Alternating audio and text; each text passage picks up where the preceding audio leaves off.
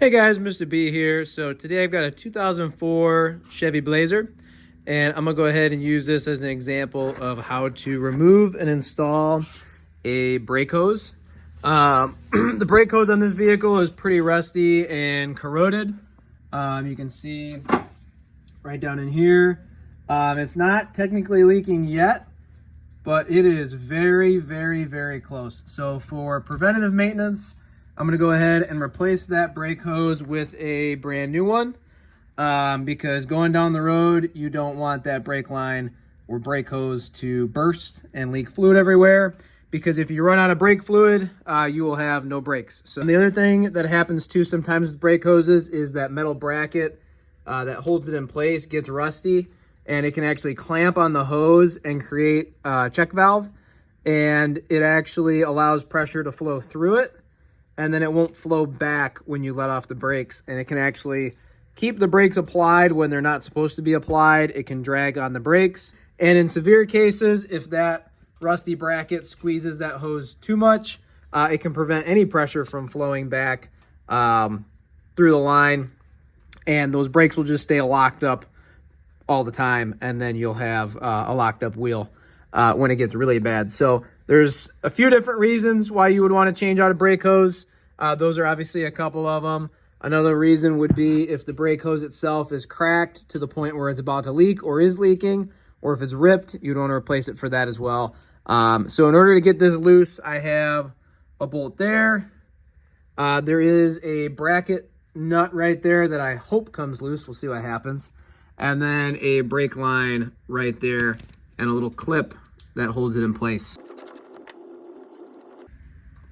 So there's my banjo bolt for my brake hose. Just gonna kind of set it off to the side there, let any brake fluid drain into the container.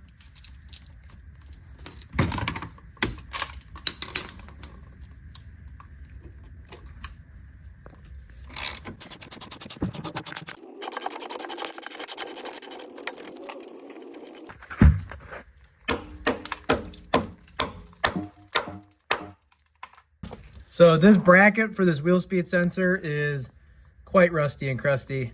It broke right off, so I'm just gonna kind of flake it off the rest of the way. Try my best not to get some tetanus.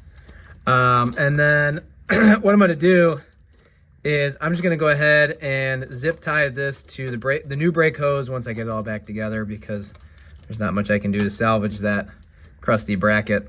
All right, so for my brake line, this brake line is actually in pretty good shape. It's not rusty or crusty or anything. I did have to peel this little rubber wheel well cover back to gain access to the brake line.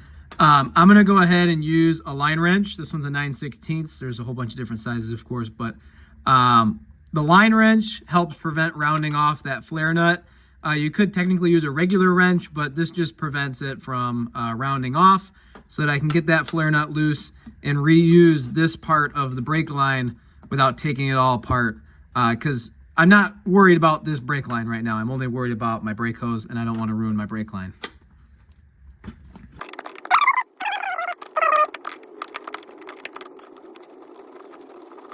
All right, so my next step is to go ahead and remove this clip.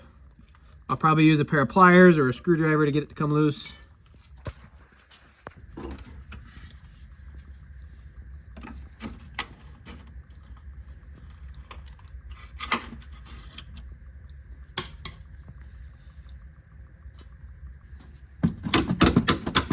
Perfect. All right, so there's my old brake hose. I'm gonna go ahead and work on putting the new one in. All right, so a couple of things here. The rust inside of my brake hose bracket is preventing me from putting the new one in. So I'm just going to go ahead and take a file and file the inside of this down and get that cleaned up to get that in there and get it to fit. And then when you're installing a brake hose, there's copper washers that seal the banjo bolt and the brake hose to the brake caliper on most vehicles. So that copper sealing washer, that's a used one. I'm gonna go ahead and remove that. I'll probably just tap it with a hammer or a chisel.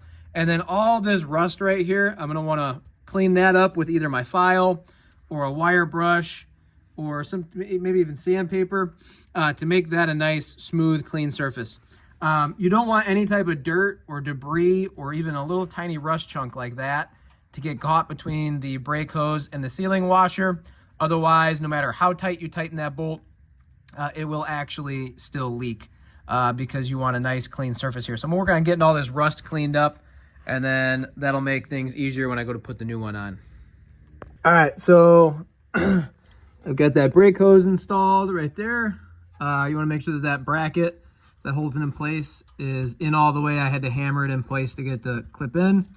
For that flare nut, I'm just going to go ahead and get it started by hand. And then I'll take my flare nut wrench and I'll get that snugged up. Just till it's snug. You don't want to go too tight with it, but you want it to be tight enough to where it doesn't come loose. Just use a little arm strength to tighten that up so it doesn't leak going down the road. And then I've got my rust cleaned up off of the caliper. It's not perfect, but it's functional, and that's really all that matters. So what I'm going to do is I'm going to actually find an old nut and bolt that I have laying around to replace that rusty bracket. And I'm going to go ahead and put a new nut and bolt through here.